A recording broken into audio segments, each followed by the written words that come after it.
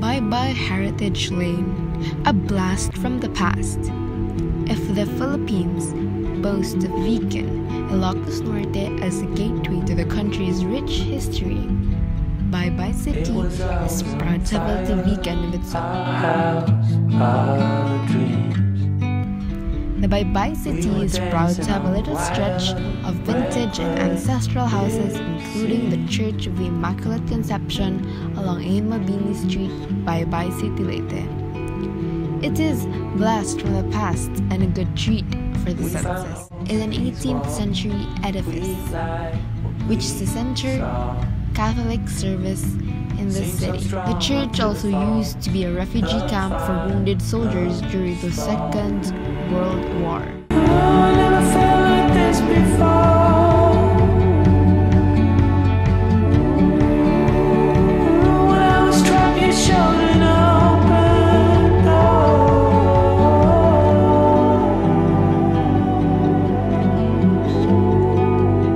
Bye-bye is a wonderful place to discover, to unwind, to savor local delicacies, and to experience the warm hospitality of the Baybayanan people. So let's explore now!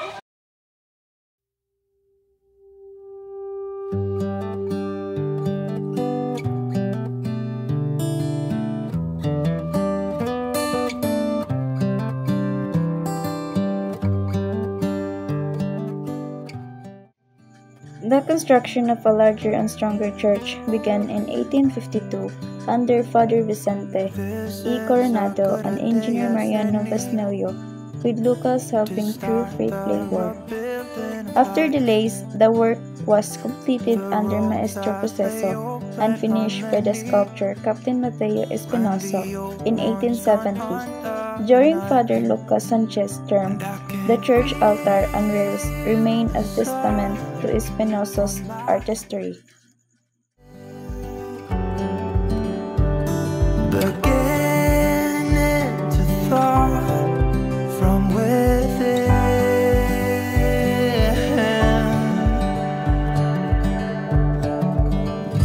Today and not tomorrow.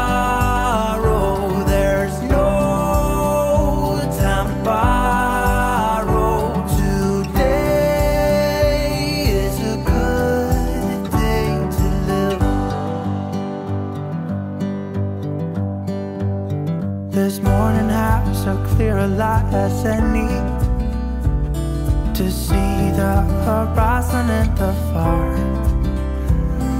Excuses were 2 for a penny, but they've all gone out the window of this car. And when I feel the wind on my face,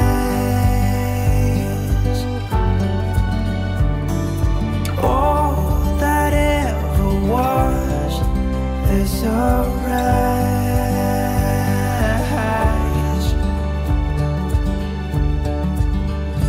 Today and not tomorrow. There's no time to borrow. Today, well, something's gotta give. The story of Bye-bye City began on January 8, 1831, when the residents of the original town, now Barangay Punta, led by the father of Antonio Ma del Rosario, moved to a better and larger settlement, the present site of the Bye-bye. With the approval of Father Julian del Rosario, Bye-bye became a parish on September 8, 1835, dedicated to Our Lady of the Immaculate Conception, and became independent on February 27, 1836.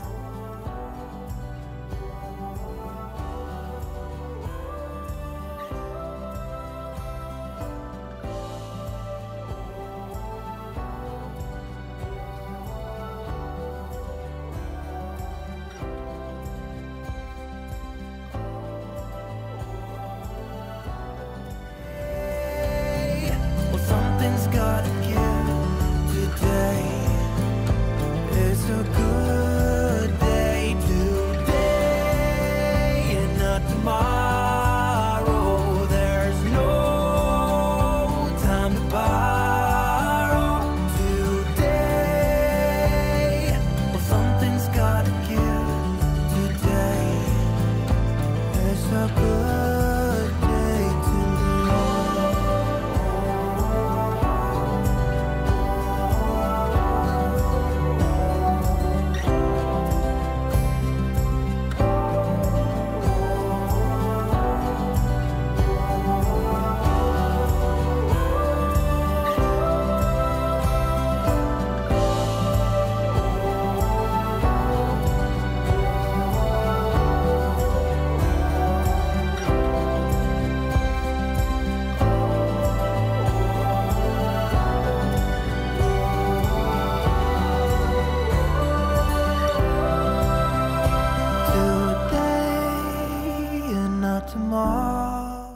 To know more about the Immaculate Conception, nandito tayo sa kumbento ng Immaculate Church Chapel ng Baybay City, Leyte, kung saan mag-i-interview tayo ng isa sa mga lay minister dito tungkol sa mga mahahalagang bagay dito sa Immaculate Chapel. September 8, 1835, naghimo ng simbahan. Napari siya October 27, 1836. Kaya nag-anniversary na og 189 sa Baybay. Di man ni siya mo'y parokya unta din. Kadto magpunta. Mabitaw niya ang medyo makita ng bungbong mumugpareha sa punta o ang Baybay. Pero tungod sa sitwasyon sa Baybay o sa punta, kung ato ikuhag base, ang pulma dito makilid. Kaya sa Baybay, dool ang eskwelahan, dool ang tiyangihan. Kaya ang pupula ko sa tao sa kadaghan, mas daghan ang nabudyo sa Baybay kaysa punta. Mao lang ang gihimong sentro ang Baybay. Kundi sa matag pari nga ma-assign, doon na mga project sila, mao nang na-improvement ang simbahan. Ang Old Plaza sa Baybay City ay isa sa mga unang public spaces ng siyudad. Back in the Spanish period, dito ginawa ang mga certificates, pista at misa sa labas. Ito ang sentro ng mga activities at leisure ng mga taga-Baybay. So, over the years, marami ang changes, na-renovate, naayos at na-preserve at napatinitili ang historical beauty dito. Ngayon, mas malinis, mas bright, at mas welcome para sa lahat.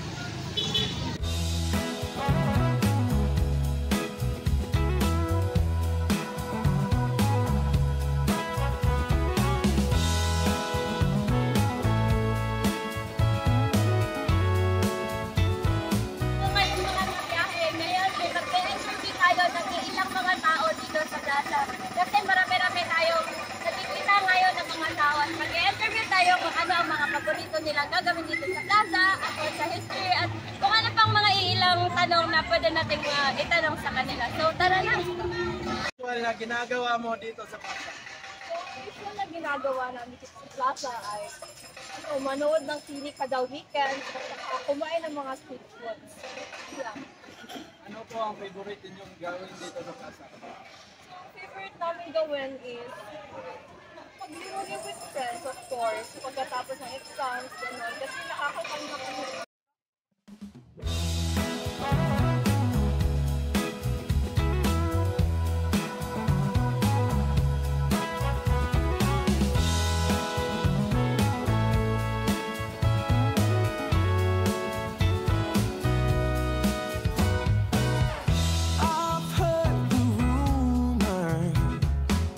I've heard the talk on the town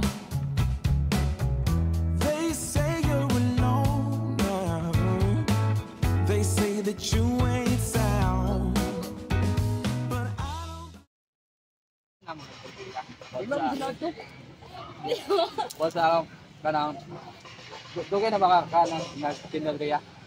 Dugay na. So, ano po ang masasabi niyo sa kanang kabaguhan sa plaza sa una o karon? Ay, Nahiduyan sa una, naipatagasan, karon nakuha na ko ikaw baguhan. duha na sa plaza. Na kana pud pa ang plaza. Tama tayo. Dagko na to, padumot ko ba sa Na may diplomat. Sama tayo. I've heard the rumor, I've heard the talk on the town. They say you're alone now. That's it for our quick trip here in Old Plaza in Baybay City Leyte. But remember that this isn't the end. A few steps away, a new plaza now rises here in Baybay City.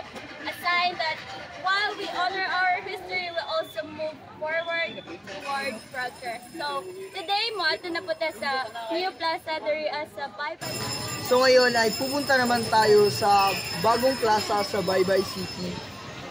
Leyte. I've invited you in. Ooh, I've shown you a real good time. The best you can have. Bago tayo makarating sa Old at New Plaza, let's check kung ano ang mga pwedeng sakyan. Pwede kayong sumakay ng tricycle at multicab. Ang plete ay nasa 15 to 20 or 10 to 15. Pero kung galing kayo sa malayo, nag-range ito ng 30.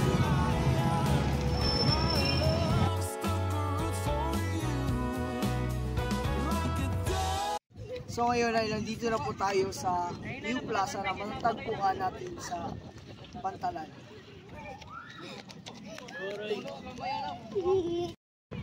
So dito makikita nyo ang fountain na may light show sa gabi, mga landscape garden, open law para events, at syempre ang Pantalan. Sikat sa events ang mga retrato at kainan. From the new plaza, just a few steps away, you'll find the must-try spot, Shaka's Restaurant. No need for a ride kasi walking distance lang siya. Perfect para sa quick food trip after scrolling around. So if you're craving good vibes and even better food, tara, let's check at Shaka's. So we are now in Shaka's. This place is well known for its beautiful scenery and because kasi katabi lang dito ang dagat. It is also inspired by the Indo-Pacific Ocean.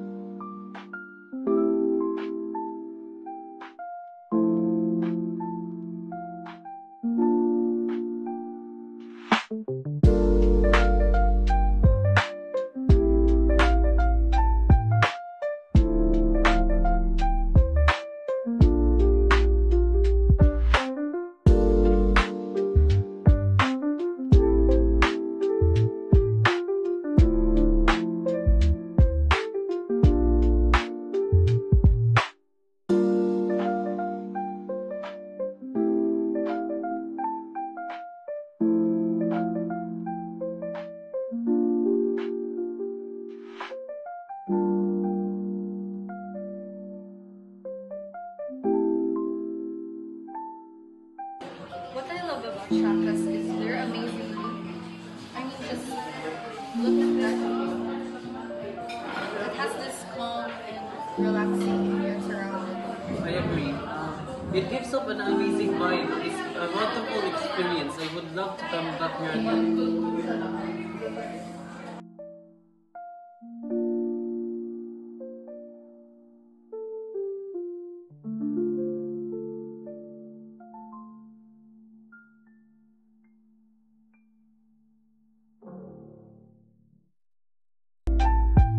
Cebu and Hawaiian inspired yun ang kuan.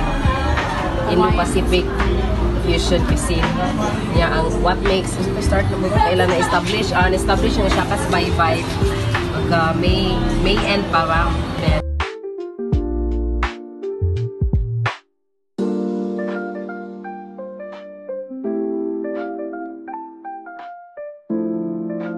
surroundings, sunset, the view. Okay, pangita sa guests and also sa food. And last question, what top 3 na best seller ng Miss Crispy Pata, Calamares, and Shanghai? Like, what if you got an order mga guests na? Para Sa dessert. dessert, one ma'am, San Srival Creamy Almond Cake. Kasagaran na mo dessert ma'am, best seller ka na. So guys, if you visit Bye-Bye, make sure you visit Shakas. Make sure na mo visit mo sa Shakas. Narang siya sa Puno, Zone 21, Esquina Street. Thank you. Thank you. At ngayon, nandito po tayo sa Punong Beach, Bye-Bye City, Leyte.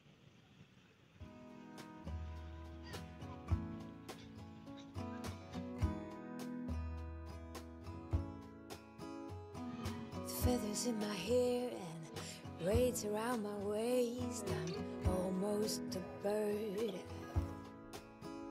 These mountain views and Ang Punong Beach ay isa sa mga tahimik at magagandang tanawin na matatagpuan natin sa Lawis, Taytayan, Bye-Bye City, Leyte. It is known for its relaxing and calming atmosphere, perfect for those people who want to unwind and to enjoy the nature.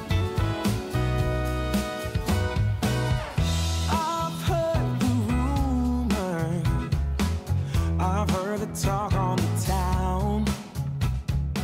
Dito makikita natin ang mga maraming bangka na nakadaong. Karamihan sa ating mangingisda ay pumupunta dito upang maghanap buhay sa dagat at halos sa mga nakatira dito ay ang yamang tubig na ang kanilang naging sandata para matugunan ang kanilang pang-araw-araw na pangangailangan.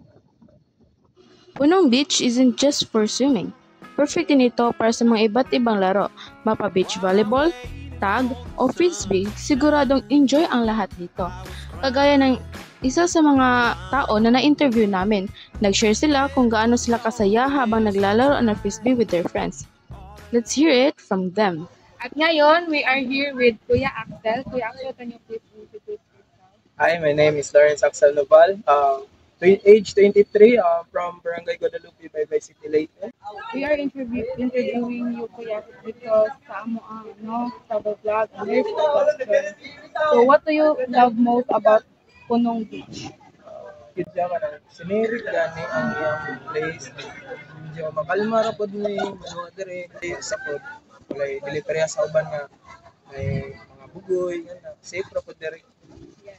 So how long have you been coming here? And what's your favorite thing about Punong Beach? Dengan mag-ano ko last pandemic pag yun. First na ko is pandemic na time kana ang una to is scheme, tanaw-tanaw ko scheme ya. Nagdala mi og bis, tanaw mi og frisbee. Mato ato pag nagsugod, nantod karon sige ga ko kumanhi pero panagsa na lang kay klase man.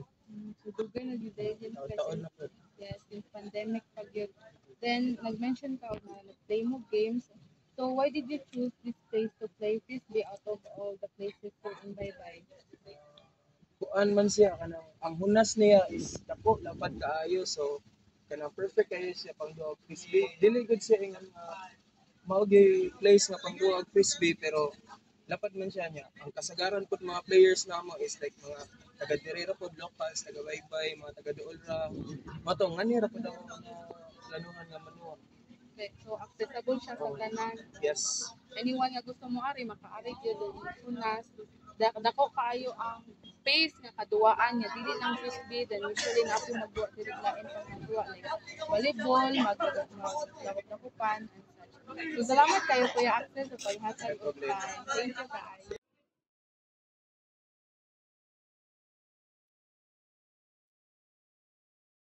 Sa pagsapit ng gabi, makikita natin ang statue ng Mama Mary na matatagpuan sa Lintaon Peak.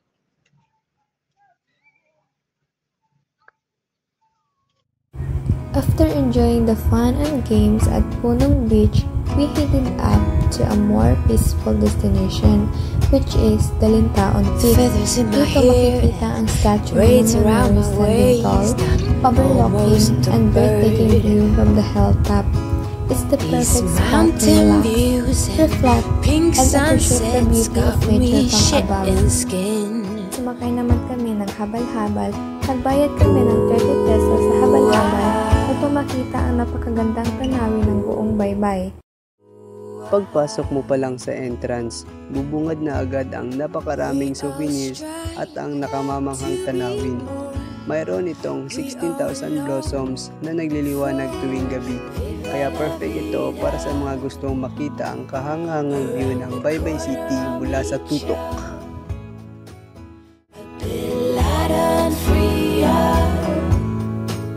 I'm so happy to see you.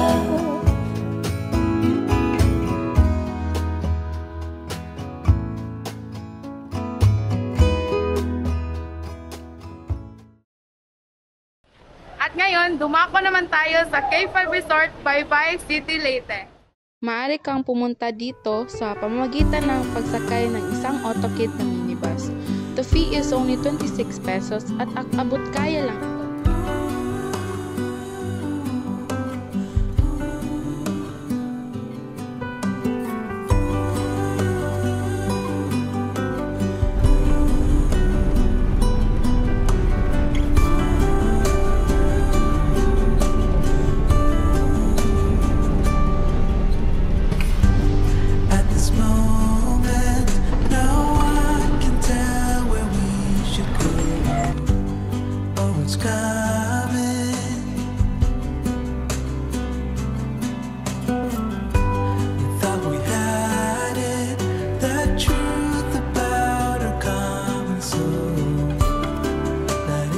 Entrance fee naman ay 50 pesos para sa mga edad 13 at above. Ang bata edad 6 to 12 ay 25 pesos at ang mga bata below 5 years old ay libre lamang. Open sila from 8 a.m. to 6 p.m. any day, weekend or weekdays.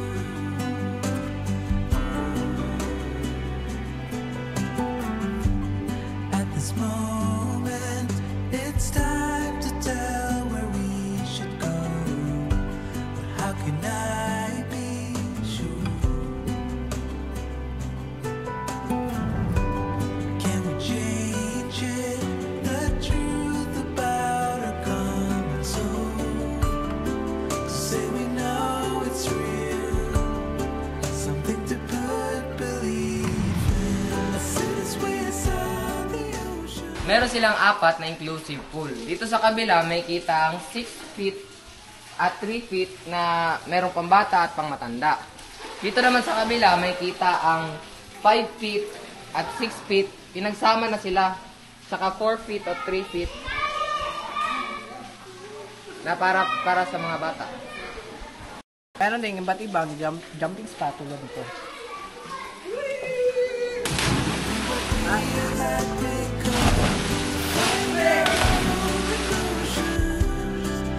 Pretending land was our home, we couldn't embrace the notion that we were meant for something more, something beautiful, something beautiful. As soon as we saw the ocean, we knew what we had.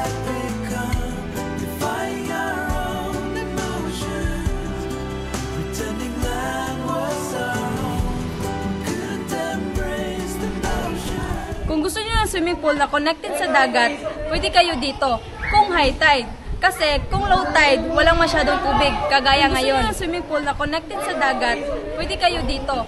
Kung high tide. Kasi kung low tide, walang masyadong tubig, kagaya ngayon. Dito naman sa upper part ng K5 ay makikita natin ang mga magagandang tanawin.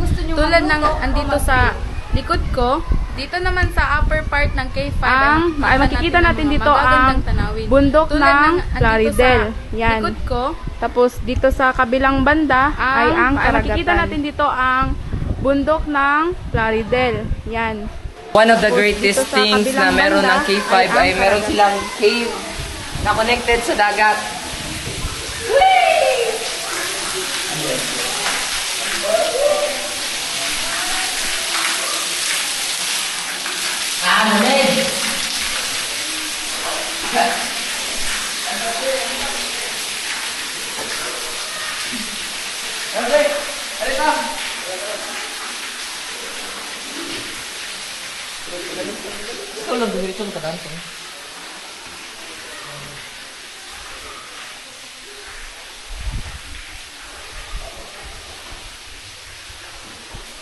Ang K5 meron ding slide na papunta sa dagat.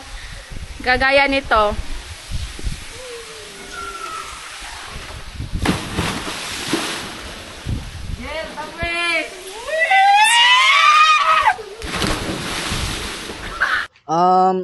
For their table naman para sa mga maximum of 8 packs ay mga 300 pesos and sa 15 packs ay 500 pesos at sa 20 packs ay mahigit 1,000 pesos and that we were meant for something more, something beautiful. At ngayon, nililigo na kami sa isang pool sa K5 Resort na may lalim na 6 feet. At ang saya dahil sa panahon ng tag-init, meron kang matutunguhan para mapalamig.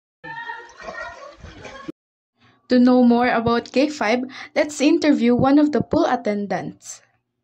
Andito na po tayo ngayon kasama si Ate Mary Jane Batay as a pool attendant of K5 Resort. Okay, so kasama natin ngayon si Ate Mary Jane, isang pool attendant sa K5 Resort. So, first, Ate, gusto po namin tanongin kung kailan po na-establish o na-build ang K5? As in, na-build ang K5, as I know, 2018, pero as in, ano talaga siya na, as in sa tourism, tsaka sa as in 2018, yun na yung pinaka. So, na-build siya 2013. So, after 5 years, yes, usa siya na, yung na ano ba, na parang na official na kompleto na yung mga permit. 2018. Okay, so, during what days po kadalasan maraming tao dito sa K5? Holidays, at saka vacation. Mostly as in, daghan po'y tao ka na Saturday, Sundays. Pero mostly ito ka vacation holidays. Okay, walang mga work, wala tao. Walang pasok. Enjoy sila. So, in one word, Ate, how can you describe K5? K5 is maganda naman siya kasi pang-public lang naman siya. Parang hindi naman siya yung resort na mahal. Dito parang pangmasa. Enjoy ka, tapos marami kang mapagliguan as mayroong sa dagat, sa swimming pool. Meron din dito kadalasan as in masaya. Kung ano yung naano ng mga, ganun din yung, kung ano yung na-feel siguro ng mga customer. So, binibigay din naman namin. Masaya talaga kasi gusto mo ng dagat. Swimming pool, may swimming pool. Thank you, Ate. K5 is a great place where you can relax, unwind, and enjoy swimming with your friends.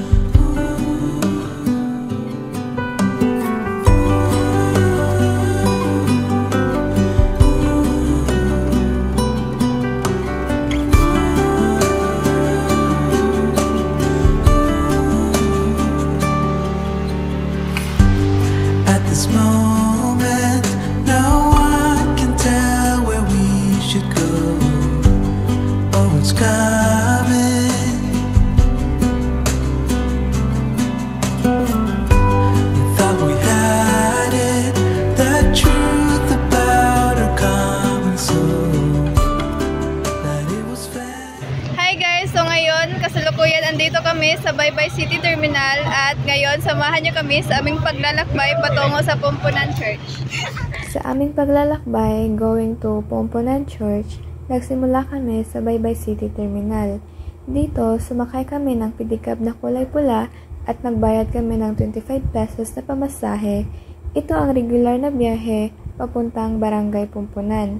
Isa rin ito sa pinaka-convenient na paraan para marating ang simbahan. Magandang araw, nandito ka ngayon sa St. Anthony de Padua at libutin natin ang simbahan na ito.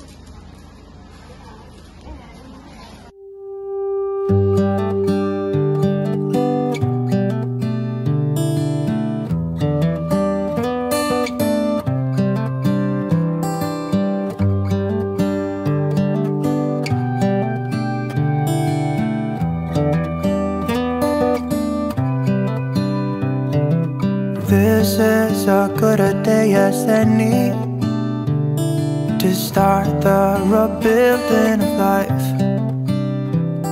The roads that lay open. Nandito kami ngayon sa loob ng simbahan and nagkuha na kami ng mga kandila namin na binayad namin ng 5 pesos lang, which is budget friendly para sa mga tourist dito at mga tao dito. Tsaka ang mga gumagawa pa lang mga kandila dito sa simbahan nila ay mga lokal lang na taga Barangay Pomponan lang. Nakakatulong ito sa mga lokal at sa simbahan.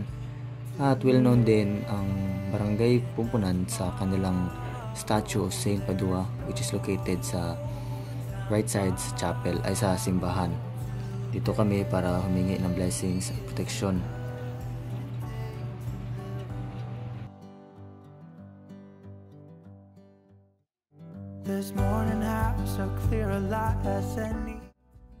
Sa aming pagbisita sa simbahan, pumasok kami sa loob at kami ay lumapit sa statue ni St. Antonio de Padua bilang simbolo ng pananampalataya. Hinawakan namin ang imahe ng santo bilang tanda ng panalangin para sa biyaya at proteksyon.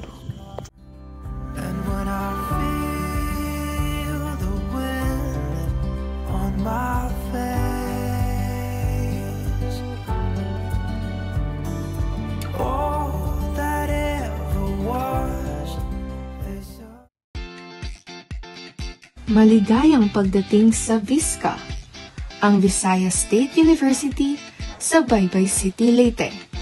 Isang lugar kung saan nagsasanib ang kalikasan at karunungan, at bawat sulok ay may buhay at pagkatuto. Tara, samahan niyo kami habang nililibot natin ang Lower Campus.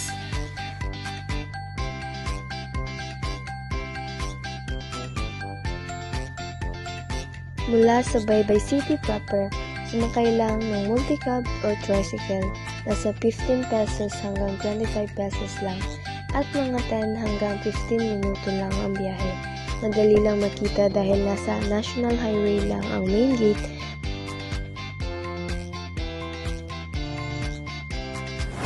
Noong una, tinawag itong Baybay Agricultural School noong taong 1924. Habang lumipas ang panahon, naging Visayas Agricultural College, tapos ay VISCA, at sa huli ay naging Visayas State University. Ngayon ay isa na ito sa mga pinakarespetadong universidad sa buong Visayas. Tahanan ng agrikultura, aghampang kapaligiran at inobasyon.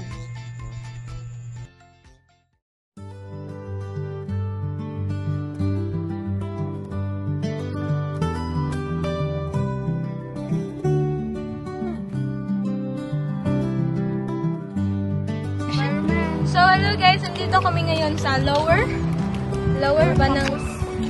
campus ng VISCA, and as you can see, madaming mga puno, mga halaman. So mafe-feel mo yung fresh air. Bahagi ng komunidad ng VISCA ang elementary school sa loob ng campus. Dito mo makikita kung paano konektado ang universidad sa mga tao sa pamamagitan ng outreach programs at volunteer work ng mga estudyante at guro. Bawat araw ay parang panibawang simula.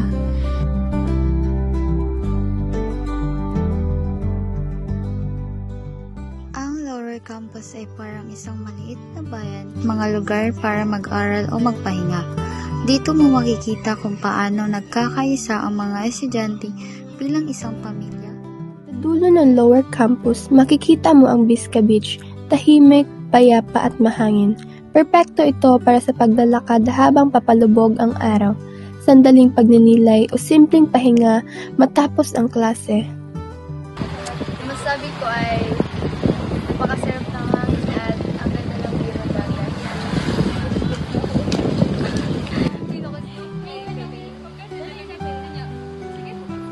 Good afternoon, Kuya. Hindi mo tanas na magpahangin. Yes, I am Timothy James Limontares. Kung saan ka nga enjoy mo? First year ko sa BSMI Biology. So, paano niyo po ilalarawan ang Vizca sa mga first-time visitors? Para sa ako, hindi manggid ang Vizca na. So, ang Vizca is considered nga very scenic na university. So, yeah, mga sugan kayo, welcome is sa para sa mga first-time visitors. So, I guess, hindi siya nga So, next, Kuya, ano ang pinaka-gusto mo sa pag-aaral dito sa Vizca? Kaya nga, room pa. So, ma-accommodate, especially para sa especially para sa biology students, magagamit din sa mga laboratory na rooms. So, hindi siya wala siyang sa nakalindit nga experience yung Next, Kuya, Sarah. Kung may i-recommenda kong lugar dito sa loob ng campus, ano yon? Beach. Ulit kayo. So, yeah. So, pwede ka maligo there, libre lang. And, kung ganahin ka mag-meditate. Especially kung kayo mong score sa midterms kayo, magmagid kayo.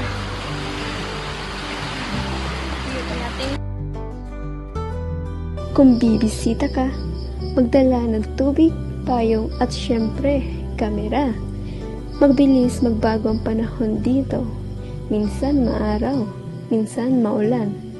At higit sa lahat, enjoy mo ang bawat tanawin dahil sa Vizca, bawat sulok ay nagbibigay ng kapayapaan at ginhawa. Mayroon din silang swimming pool kung saan pwedeng magdiwang o mag-relax kasama ang pamilya at mga kaibigan. At syempre, may tennis court din dito na ginagamit ng mga intramurals at friendly matches, tamang timpla ng akademya at kasiyahan.